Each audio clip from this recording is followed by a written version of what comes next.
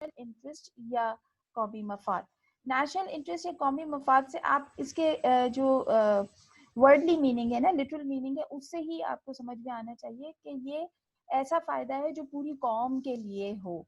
यानी इसके अंदर इंडिविजुअल या फर्द का फायदे की अहमियत नहीं है, बल्कि हर वो चीज जिसमें कलेक्टिव सिग्निफिकेंस हो या कलेक्टिव बेनिफिट हो, उसे हम national interest in a common understanding समझ सकते हैं।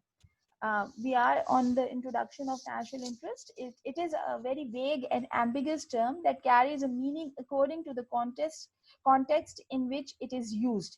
Statesmen and policymakers have always used it in ways suitable to them and to their objectives of justifying the actions of their states. जैसे कि हमने आपको अंग्रेजी में हम पढ़ रहे थे, कौमी मफाद एक बहुत ही गैर वाज़ेह इस्तिलाह है।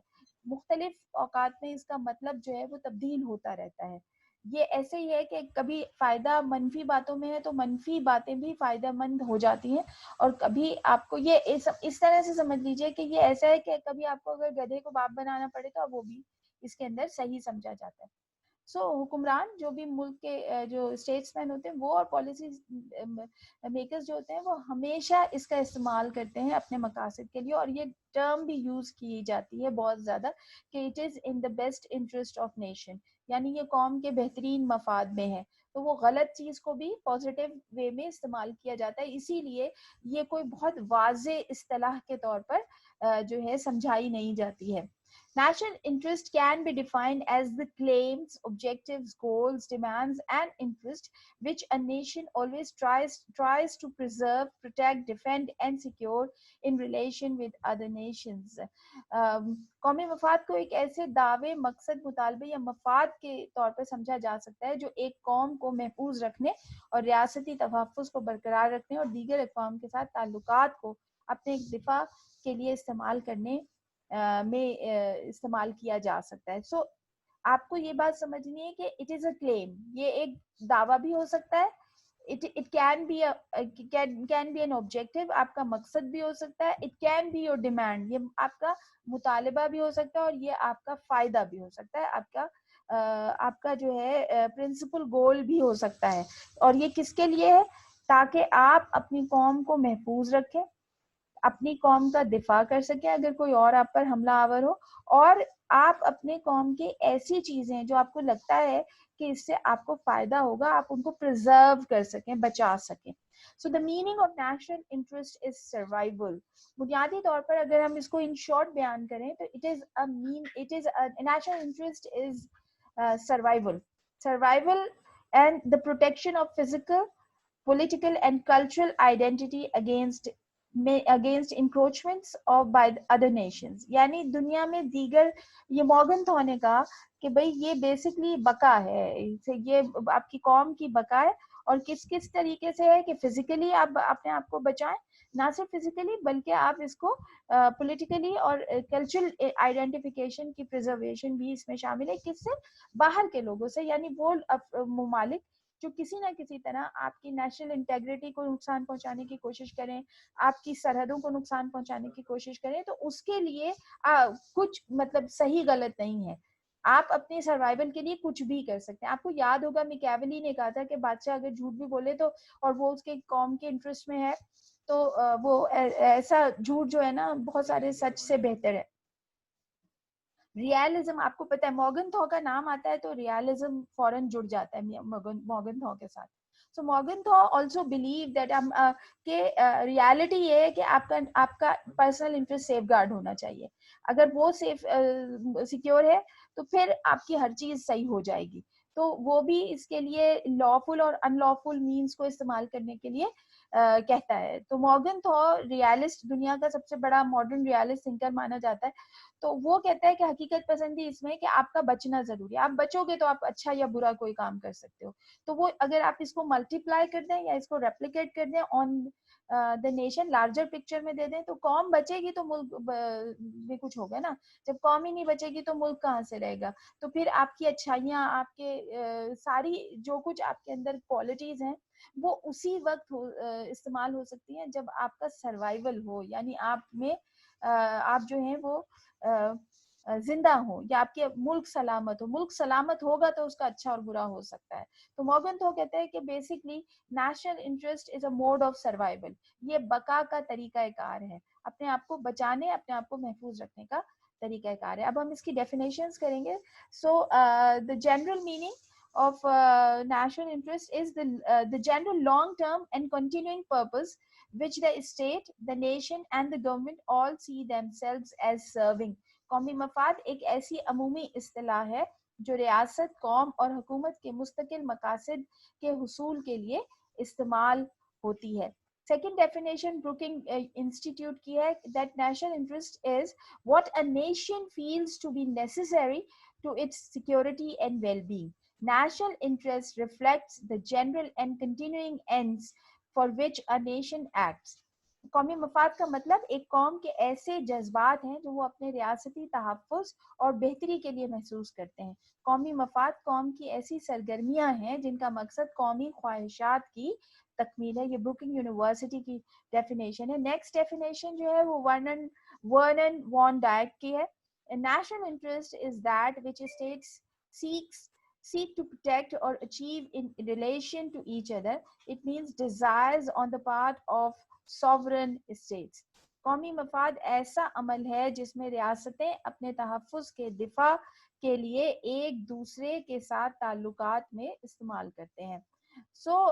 ये एक सरगर्मी है डाइक के मुताबिक। एंड देन लास्ट वन हमने दोबारा रिपीट की है, the meaning of national interest is survival, the protection of physical, political and cultural identity against encroachment by other nation states. कौमी मफाद का मतलब रियासती बका है जिसमें दीगर अक़वाम के मुकाबले में अपनी सियासी, सकाफती और अमूमी शनाख्त की बका शामिल है। यानी बेसिकली नेशनल इंटरेस्ट क्या करता है, आपको महफूज करता है। कैसे कैसे? हर वो तरीका जिससे आपकी आपकी एक जो इंटरनेशनल पिक्चर है ना वो सिक्योर हो सके। यानी आप सियासी तौर पर भी महफूज हो, आप सकाफती तौर पर भी महफूज हो और आप रियासती सरहदी दिफा की सूरत में भी महफूज हो। फॉर एग्जाम्पल पाकिस्तान ने 9/11 में के बाद जब अमेरिकन इंटरेस्ट को सेफ गार्ड करने के लिए अपनी खिदमात उनको पेश की, तो पाकिस्तान ने अपने आप को 3 तरीके से डैमेज किया। नेशनल इंटरेस्ट वाइज पाकिस्तान के बॉर्डर्स इनसिक्योर हो गए, पाकिस्तान दुनिया में दहशतगर्द मुल्क बन गया, हालांकि पाकिस्तान ने कोई दहशतगर्दी नहीं की थी और कुछ भी नहीं था। पाकिस्तान ने तो अफगानिस्तान की जंग में अमेरिका का साथ दिया था। तो पाकिस्तान कल्चरली पूरी दुनिया में लोग पाकिस्तानियों को दहशतगर्द कहने लग गए, which is completely out of Pakistani national interest. And lastly politically Pakistan stable हो गया क्योंकि मुल्क के अंदर बम धमाके और सारी चीजें होना शुरू हो गई, जिससे आप ये देखिए कि हमने अपने नेशनल इंटरेस्ट को जो है ऑन स्टेक किया to secure some other nations interest. So उसका नतीजा हमने तीनों तरह से गंवा दिया। तो जब भी आप कोई ऐसा डिसीजन देते हैं जो नेशनल इंटरेस्ट के अगेंस्ट होता है, तो फिर ऐसी सूरत में आपका डैमेज सिर्फ एक तरीके का नहीं होता, बल्कि आपका हर तरीके से आपका मुल्क जो है वो उसमें सफर करता है, और जो हम आज तक सफर कर रहे हैं। अब आ जाते हैं कंपोनेंट्स ऑफ नेशनल इंटरेस्ट। देखिए नेशनल इंटरेस्ट के दो बेसिक कंपोनेंट्स होते हैं, एक होते हैं नेसेसरी और वाइटल कंपोनेंट्स और दूसरा होता है वेरिएबल और non vital components of national interest. यानी मुस्तकिल कौमी मफादात या फिर तब्दील होने वाले, मुतफर्रिक या तब्दील होने, यानी जो हर थोड़े अरसे बाद नेशनल इंटरेस्ट तब्दील हो जाता है। इसीलिए याद रखिए कि कुछ परमानेंट नेशनल इंटरेस्ट होते हैं जो पूरी दुनिया में जितनी भी अक़वाम होती हैं उनके सेम होते हैं, और उसके आगे कुछ ऐसे होते हैं जो सिचुएशनल नेशनल इंटरेस्ट होते हैं। For the time being that particular component become your national interest, and when time goes on passes so national interest change हो जाता है और कोई और चीज आपके कौम के लिए बेहतर तसव्वुर की जानी शुरू हो जाती है। इसी के साथ हम देखते हैं कि हम क्लासिफिकेशन करते हैं नेशनल। अच्छा मैं एक बार और इसको एक्सप्लेन कर दूं आपको। फॉर एग्जांपल जो नेसेसरी और वाइटल कंपोनेंट्स होते हैं नेशनल इंटरेस्ट के, देखिए आपका कौमी मफाद किस में है कि आपकी स्टेट सिक्योरिटी हो, आपकी पॉलिटिकल सिक्योरिटी हो, आपकी कल्चरल सिक्योरिटी, ये आपका परमानेंट नेशनल इंटरेस्ट है। ठीक है, फिर वेरिएबल नेशनल इंटरेस्ट ये होते हैं कि फॉर द टाइम बीइंग, जैसे नेचुरल डिजास्टर आ गया, फॉर एग्जाम्पल अर्थक्वेक आ गया, फॉर एग्जाम्पल सुनामी आ गया, तो आपका नेशनल इंटरेस्ट शिफ्ट हो जाता है towards for the situational interest. तो सिचुएशनल इंटरेस्ट जो है ये वेरी करता है, ये कभी भी कोई भी वो चीज हो सकती है और थोड़े अरसे के बाद वो चीज तब्दील हो जाती है। लेकिन जो परमानेंट नेशनल इंटरेस्ट होता है वो आपकी स्टेट सिक्योरिटी होती है, बॉर्डर सिक्योरिटी, आपकी कल्चरल सिक्योरिटी, आपकी पॉलिटिकल सिक्योरिटी एंड आपकी इकोनॉमिक सिक्योरिटी। ये चार आपके मेजर नेशनल कंपोनेंट्स होते हैं नेशनल इंटरेस्ट के। और उसके अलावा जो बाकी जैसे मैंने आपसे बताया कि सिचुएशनल होते हैं, कि सिचुएशन तब्दील होती है। जैसे मैंने अभी आपको बताया कि 9/11 में जो है पाकिस्तान को पार्टिसिपेट करने पड़ा, that was a situational national interest, क्योंकि अमेरिका ने हमको धमकी दी थी कि वो हमारे मुल्क पर हमला कर देगा, या उसने कहा था कि हम आपको अपना दुश्मन तस्वुर कर लेंगे। हमला करने को भी नहीं कहा था, उसने कहा कि you can be in either of our side और you can be become our enemy. तो पाकिस्तान ने दुश्मन बनने के बजाय उनके साइड में आने का फैसला किया, विच प्रूव रॉन्ग। और हमने देखा कि पाकिस्तान जो है ने अपना सब कुछ गंवा दिया उस फैसले के। लेकिन that decision is understand as a variable और non vital component of national interest. अब आ जाते हैं हम classification of national interest. National interest जो है वो एक से ज्यादा होते हैं। तो कुछ इंटरेस्ट जो होते हैं वो प्राइमरी इंटरेस्ट कहलाते हैं, then secondary. The primary interest are those interest in respect of which no nation can compromise. वो अनकॉम्प्रोमाइजेबल जो इंटरेस्ट होता है, जैसे मैंने आपको बताया कि political, cultural and physical security, ये आपका प्राइमरी इंटरेस्ट है and it can never be change. ये यही रहता है और कोई कौम इस पर कॉम्प्रोमाइज करने को राजी नहीं होती है। Then I state has to defend these at all cost, यानी रियासत इनका दिफा हर सूरत में करती है। सेकेंड इंटरेस्ट है जी, सेकेंडरी इंटरेस्ट कहलाता है, यानी सानवी मफादात। These are less important than the primary interest. ऐसा नहीं है कि इंपॉर्टेंट नहीं है, लेकिन प्राइमरी इंटरेस्ट के मुकाबले में कम important होते हैं। Secondary interests are quite vital for the existence of the state.